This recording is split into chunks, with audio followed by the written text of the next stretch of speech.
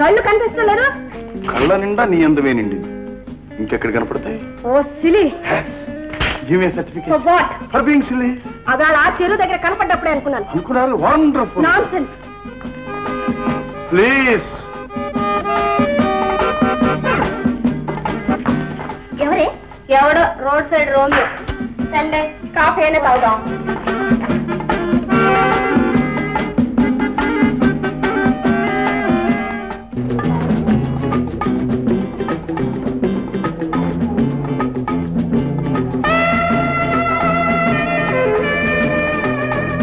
అదిగో అక్కడ సీట్లు ఖాళీలు ఉన్నాయి.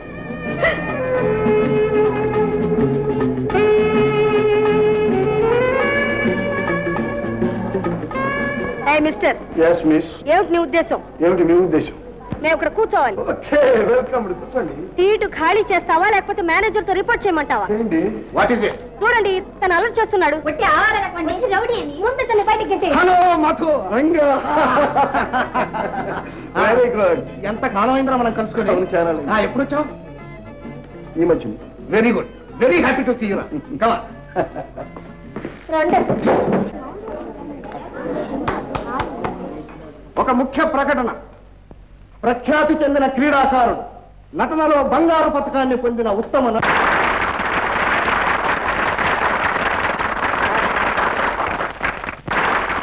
Wonderful, really marvellous.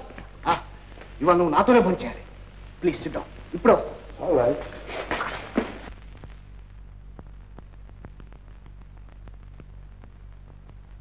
Mister. What miss? ఆ వాచి నాది. మర్యాదగా ఇస్తావా లేకపోతే పోలీసులు ఫోన్ చేయమంటావా? చెయ్యి. పోలీసులు వస్తారు, మీ ఊరు, పేరు, అడ్రస్, చిరునామా అన్ని రాసుకుంటారు. అప్పుడు మీ వాళ్ళను పిలిచి. మా వాళ్ళ? ఏ భయపడతారు ఎందుకు? నాకే భయం. అసలు సంగతి ఏమిటో తెలిస్తే నిన్నే పోలీసులు జైల్లో పెడతారు. Correct correct. అయితే ఈ వాచ్ యజమానులు ఎవరో అప్పుడు పోలీస్ స్టేషన్లో తెలుసుకుందాం పదండి. చూడండి, ఈ వాచి లేకుండా ఇంటికి వెళ్తే ఎంత గొడవ జరుగుతుందో తెలుసా? ఏం జరుగుతుందిలేండి, వేడివేడిగా 4 వడ్డిస్తారు, కాలేజీ మనిపించేస్తారు, ఇంట్లో కూర్చోబెడతారు, అంతేగా. అది మీకు అనవసరం. సరే చూడండి, ఏమండి, ఈ వాచి నాకు ఇచ్చేద్దరు, మీకు నమస్కారం చేస్తాను. మీ నమస్కారం నాకెందుకండి, మీ దగ్గరే ఉంచుకోండి. మరి ఏం కావాలి? అడిగింది ఇస్తారా? అదేంటంటే కంగారు పడతారు, నాకు కావాల్సిందే రసీదు. రసీదా? అదే రాయండి, తిండి పుస్తకం. మీరు బాగా పరిచయం ఉన్న మనుషులానే కనపడుతున్నారు. మిమ్మల్ని ఎక్కడ చూసినట్టే ఉన్నాను. అవునవును, చాలా సార్లు చూశారు స్వప్నాల్లో. స్వప్నం ఒకట స్వప్నం. రాయండి. ప్రియమైన మధుకి. ప్రియమైనందుకు? ప్రియమైన వాచి కోసం రాయండి. ప్రియమైన మధుకి, మనం కలుసుకున్న ఈ మధుర క్షణాలను. మధుర క్షణాలా?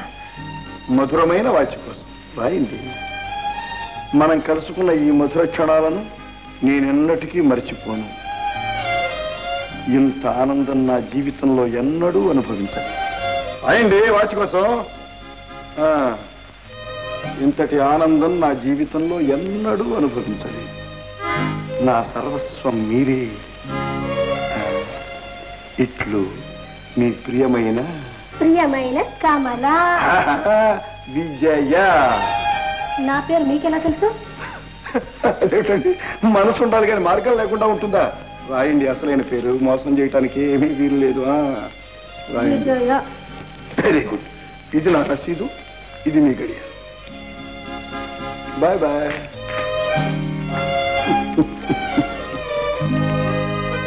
ఒక డిసిప్లిన్ లేదు, ఒక టైం లేదు, ఒక పద్ధతి లేదు. ఒరేయ్, నువ్వు పుస్తకాలు బట్టి ఎన్ని రోజులైంది? 4 సంవత్సరాలు బట్టి చదువుతానే ఉన్నాను. వస్తేనా చస్తేనా, అందుకనే ఈ డింకి. సడా వెధవ, ఏదో సాకు చెప్తాడు, పోయి చదువు. కాలేజీ సెలవు పెట్టి నువ్వు ఇంట్లో కూర్చున్నావు. కాలేజీ వదిలినా షికాలు కొడుతూ ఆవిడ తిరుగుతుంది. ఎందుకు ఇంత ఆలస్యమైంది?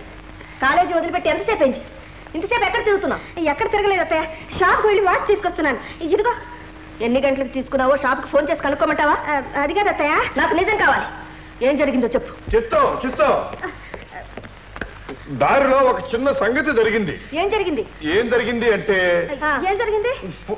నువ్వే చెప్పు బాలిక, చెప్పు. నేనా? అది కదా బాలిక దాచి రావడం లేదు, అత్తగారి దగ్గర చెప్పు. చెప్తున్నాను అత్తయ్య. పోనీ నేనే చెప్తాను. చూడండి, ఈ దారిలో జరిగిన దానికి అంతటికి కారణం నేను. మీరా? చెప్తాం. బజారుకని బయలుదేరాను. దారిలో బాలిక గారి కారు కనిపించింది. శకటంలో ఎక్కాను. బజారు వెళ్ళాను. కావలసిన 4-3 సరుకులు తీసుకున్నాను. ఆయాసపడ్డాను. గుంటల్లో కారు పడితే గుండె గతుక్కుమంటుంది. కారు కొంచెం నెమ్మదిగా పోనీ బాలిక అన్నాను. పాపం నేను చెప్పినట్టుగానే చేసింది. ఇంటికి చేర్చింది. మీరు చెప్తున్నది నిజమేనా? చెప్తాం. ఈ ఆలస్యానికి కారణం నేను. దీనికి బాధ్యత పూర్తిగా నేను వహిస్తున్నాను. ఇంకెప్పుడు వాళ్ళని అలా ఆలస్యం చేయనివ్వకండి. చెప్తాం. నా మనసులో ఎన్ని ఆలోచనలు వచ్చాయో, నేను ఎంత కలవరపడ్డానో మీకేం తెలుసు? చెప్తాం. ఇంతకీ వాచ్ రిపేర్ అయిందా? అయింది అత్తయ్య. ఇదిగో విమలా, నువ్వు పైకి రా.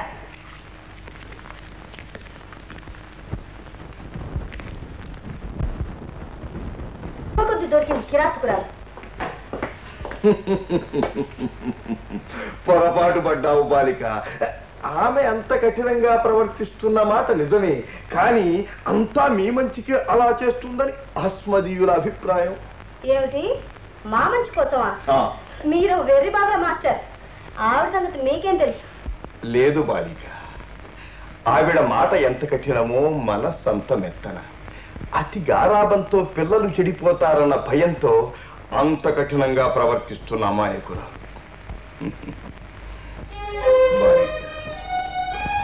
వేళకు మీరు ఇంటికి రాకపోతే ఆవిడ ఎంత బాధపడుతుందో మీకు తెలుసా? మమతలన్నీ మీ మీదే ఉంచుకుంటుంది. బహుశా ఆవిడకు వేరే ప్రపంచంలో దగ్గర బంధువులు లేరనుకుంటారు. కనుకనే పెళ్లి కూడా మానేసి మీకోసమే జీవిస్తుంది. మా కోసం ఏమీ మానేలేదు. అసలు చేసుకునే వాళ్ళంటూ ఎవరు వచ్చుండ్రు. ఇలాంటి గయ్యాళి గంపని ఎవరు చేసుకుంటారండి? చూడు బాలిక, ఆవిడ చదువుకుంది, ఎంతో ఆస్తి ఉంది, యవ్వనంలో ఇంతకంటే ఎంతో ఎంతో అందంగా ఉంటుంది. ఆనాడే గనక ఆవిడ తలుచుకుంటే హాయిగా పెళ్లి చేసుకుని ఉండేది. మీరే సరస్వం అని అనుకోబట్టే తన జీవితం అంతా మీకోసమే త్యాగం చేసి మిమ్మల్ని కనిపెట్టుకుని ఉంది. ముసలాళ్ళందరికీ ఇలాంటి ఆలోచనలే వస్తాయి. ముసలాళ్ళు? ఆవిడ చిన్నప్పటి నుంచి పెళ్లి మాని మమ్మల్ని పెంచడం లేదు. మేము జైల్లోకి వచ్చి 5 ఏళ్ళైంది. బాలిక, 5 ఏళ్ళ? అవును. అంతవరకు మా తల్లిదండ్రులతో సుఖంగా ఉండేవాళ్ళు, హాయిగా బ్రతికేవాళ్ళు. ఇప్పుడు వారు ఏమయ్యారు? విమాన ప్రమాదంలో మరణించారు. సారీ. మధ్యన మీ సానుభూతి మాకేం అక్కర్లేదు. ఇంకెప్పుడు అత్తయ్యల గురించి భట్రాజులో మా దగ్గర పోడకండి. మా కత్తయ్య ఎట్టే అసహ్యం, పరమ అసహ్యం. Please mind your business.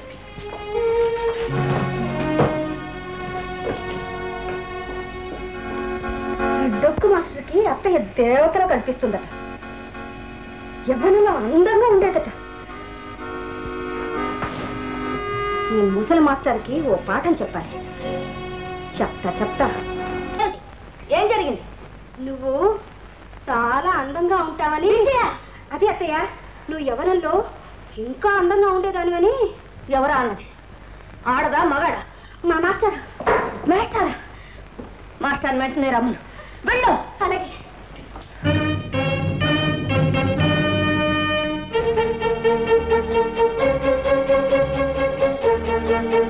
చెప్తాం.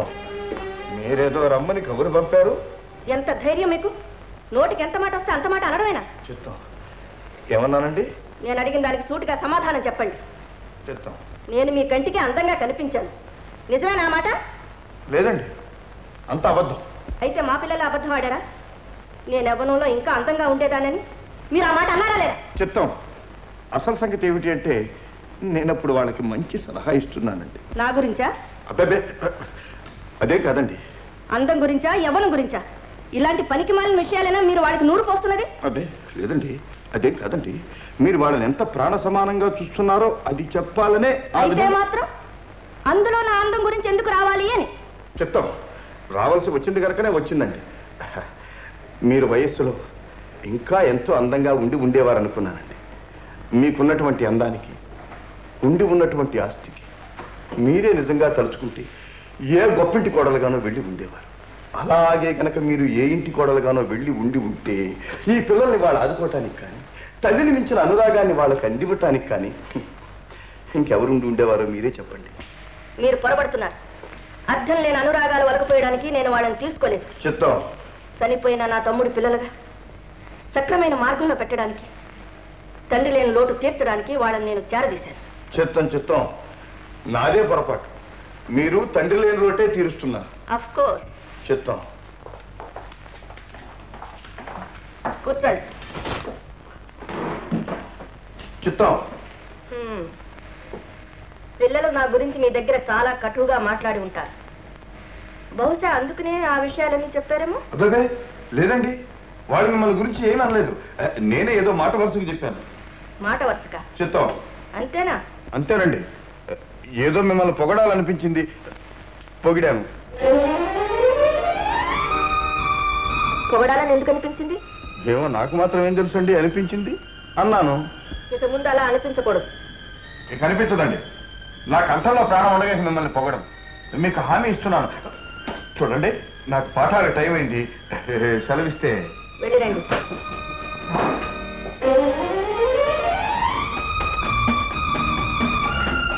చూడండి,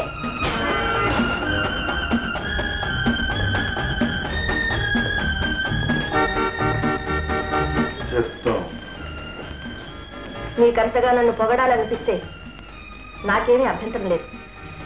కానీ అందం, యవ్వనం ఇలాంటి మాటలు పిల్లల దగ్గర అనకూడదు. మనసులోనే దాచుకోవాలి. అర్థమైందా? చిత్తం.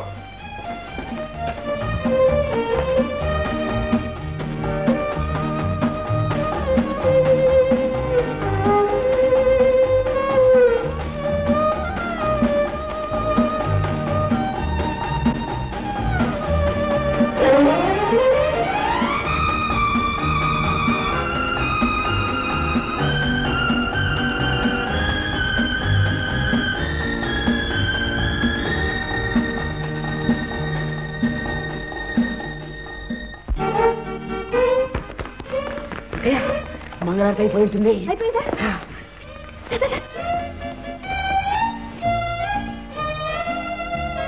త్వరగా వెళ్ళండి మేస్టారు, రైలు టైం అయిపోతుంది.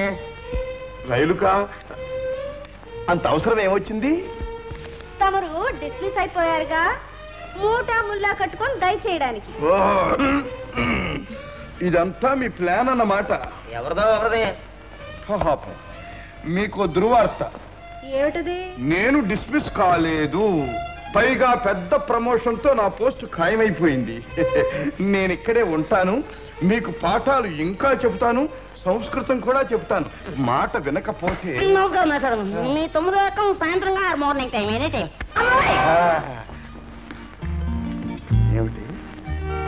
ఏమిటి డొక్కు మాస్టారా? డిస్మిస్ చేయిస్తావా?